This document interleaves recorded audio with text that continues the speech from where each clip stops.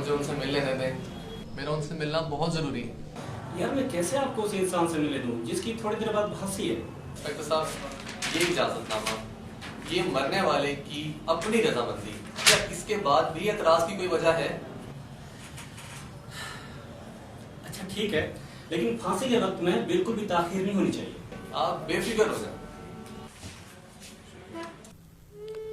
तालीम किसी कौम का अखलाक बनाती है, किरदार बनाती है, सोच बदलती है। मगर एक मेरी कौम है, यहाँ तालीम अखलाक बना सकी ना सोच बदल सकी। बस तालीम नौकरी हासिल करने का एक जरिया बन के रह गई। शायद यही बात मेरी रिसर्च का उन्वान बनी। ये मेरे पढ़े लिखे घर के हालात थे।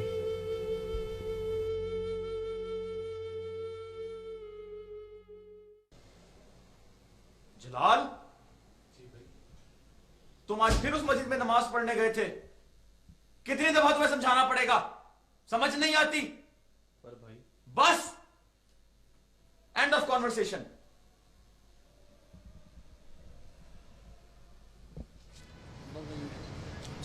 हेलो,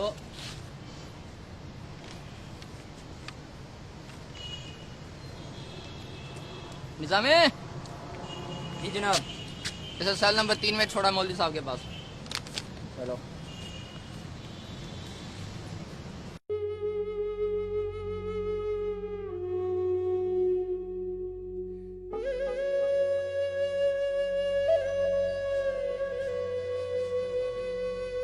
अस्सलाम वालेकुम। मरते हुए का सलाम हो आप पर भी। मेरा ख्याल था आप नहीं आएंगे। बहरहाल पूछिए जो पूछना चाहते हैं। जो कुछ आपके साथ हुआ उस सब को मैं आपकी ज़बानी सुनना चाहता हूँ। मैं अब्दुल जब्बार एक गरीब घराने में पैदा हुआ। तालीम के लिए मुझे सरकारी स्कूल में दाखिल करवा दिया गया।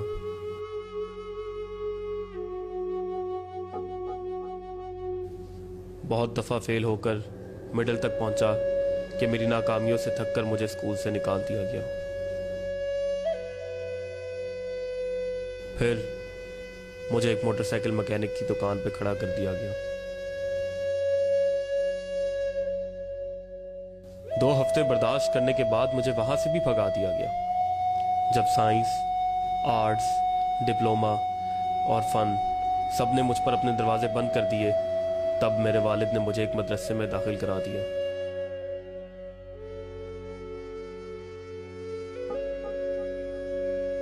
और मैं मौलवी अब्दुल जब्बार बन गया।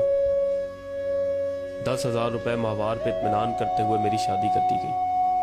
कुछ वक्त गुजरा और अल्लाह ने एक बेटी दी, मगर एक दिन उसकी तबीयत अचानक ख़राब हो गई। इलाके के डॉक्टर ने बताया कि बड़े अस्पताल ले जाके फौरी ऑपरेशन के बगैर उसका बचना बहुत मुश्किल था। काफ़ी दिन सरकारी अस्पताल में जल्दी ऑपरेशन का नंबर लेने में लग गए और आखिरकार। भाई साहब, आज तीसरा दिन है, आज तो मिल लेने थे डॉक्टर साहब से। मौलवी साहब था तो कितनी दफ़ा क्या कि मैंने साहब के बंदा के ऑपरेशन चल रहे हैं, मैं किस रोज थे डॉक्टर के मिलने दे दूँ? जाओ यहाँ थे। अच्छा सुन मुला। जी भाई, मैं जा सकता हूँ अंदर? चला जा। अरे मेरी बात तो सुन लेते हैं। मेरे पास एक तरीका है तेरी बेटी के ऑपरेशन का। आज शाम डॉक्टर के साहब की क्लिनिक पे आ जा, आज ही हो जो तेरा ऑपरेशन। हम भी वहीं हो वहाँ। लेकिन वो प्राइवेट पैसे? ओ मौलवी साहब, बेटी की जिंदगी से तो ज्यादा नहीं होंगे ना। ज्यादा से ज्यादा 5 लाख हो जाने हैं। जिंदगी की कीमत हम गरीबों के लिए पैसों से बढ़कर नहीं होती। शायद अपनी बच्ची को अपने सामने मरता नहीं देख सकता था। बीवी का जेवर और जमा पूंजी बेच के 2 लाख ही बन सके थे। मजबूरी मुझे नवाब अकबर खान के दरवाजे पे ले गई। नवाब साहब, बाहर मौलवी अब्दुल जब्बार आया, 3 लाख रुपए मांग रहा है। कह रहा है मेरी बेटी की जिंदगी मौत का मसला है। पिछली बार 20,000 रुपये ले गया था मुझसे, 6 महीने बाद वापस किए थे। मैंने कोई इधर लंगर नहीं खो रखा जाओ उसे कह दो कि नवाज साहब घर पे नहीं है।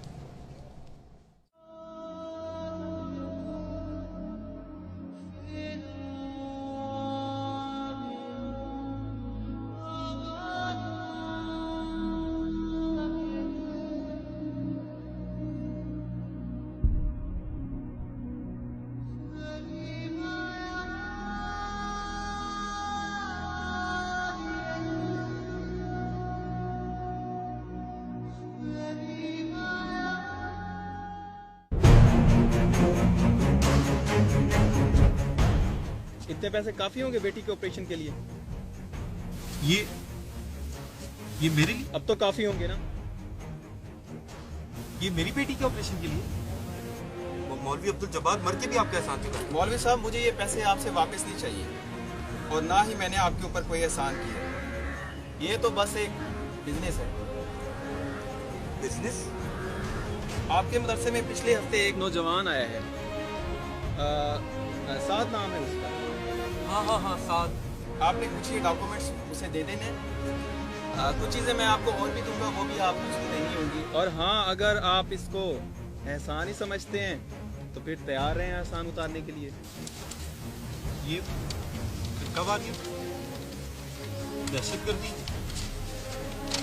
ये मेरे से नहीं होगा। ठीक है। नहीं, मैं आपका काम करने को तैयार हूं। आपका काम हो जाएगा, मैं राजी हूं। मौलवी साहब, गुरबा से आज़ादी मुबारक हो। और हाँ, मुझे आपसे किसी बेअक्ली की तवक्को नहीं है।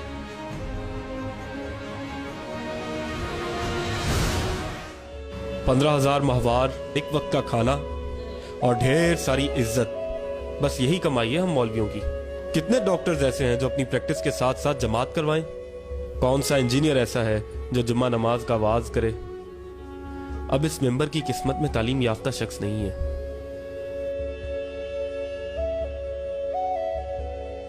अमारत आ गई थी, मगर शायद ईमान चला गया था। मजबूरी और कम अकली ने मुझे दरिंदों का साथी बना दिया था। एक रोज पाक फौज का छापा पड़ा और आज मैं इस कोठरी में अपनी मौत का इंतजार कर रहा हूं।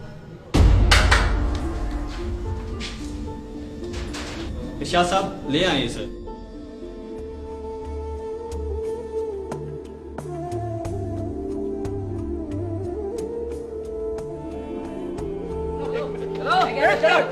एक मिनट। शुक्रिया आप सबका। आप सबने मुझे बस इज्जत दी। नवाब अकबर खान ने भी मुझे इज्जत दी, लेकिन क्या इज्जत से तन ढांपा जाता है? क्या इज्जत से पेट भरा जाता है? क्या इज्जत उस वक्त मेरी बेटी का इलाज करा सकती थी?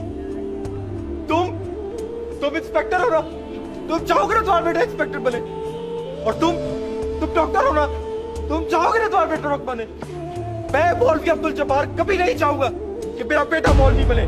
क्या मुझे से नाकाम लोग यहाँ पे अमल फैलाएंगे? हाँ, मैं मानता हूं मैं गद्दार हूं, लेकिन अगर मैं गद्दार हूं तो आप सब भी गद्दार हैं।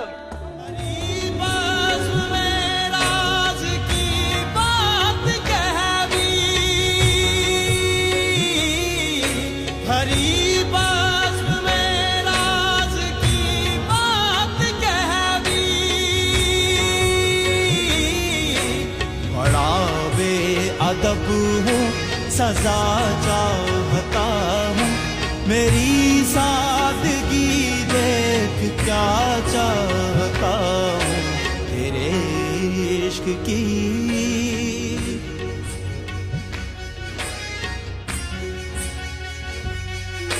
कोई दम का मेहमान हूँ मैं, अहल महफिल। कोई दम का मेहमान हूँ मैं, अहल महफिल।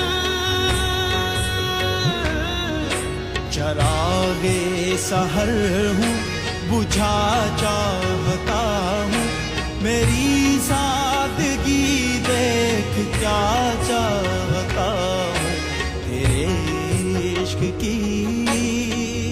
साइंस और इस्लाम कभी दूर नहीं थे। उलूम फल्कियात कुरान में मौजूद हैं।